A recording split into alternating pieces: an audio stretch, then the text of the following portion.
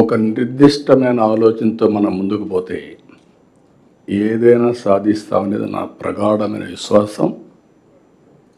ఈ దేశంలో ఎవ్వరూ ఆలోచించినప్పుడు విజన్ 2020 తయారు చేశాం.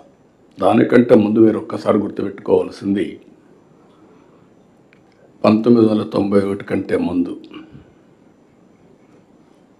రిఫార్మ్స్ రాలేదు.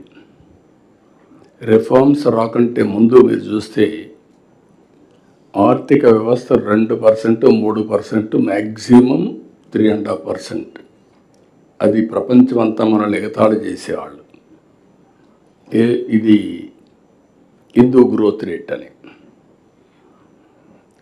ఒకప్పుడు ఏషియన్ టైగర్స్ అని ఒక 6-7 దేశాలు, సౌత్ కొరియా ఇవన్నీ బ్రహ్మాండంగా చేస్తే నేను మన ఎమ్మెల్యేస్ అందరినీ ఆ దేశాలకు పంపించాను, ప్రభుత్వ డబ్బులు ఖర్చు పెట్టి చూసి ఒక పబ్లిక్ పాలసీలో వాళ్ళు ఏం చేయగలుగుతున్నారో మనం ఎట్లా చేయాలని చెప్పి పంపించాను.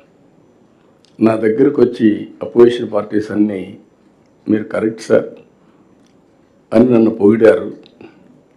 అసెంబ్లీ పోతే వ్యతిరేకించారు.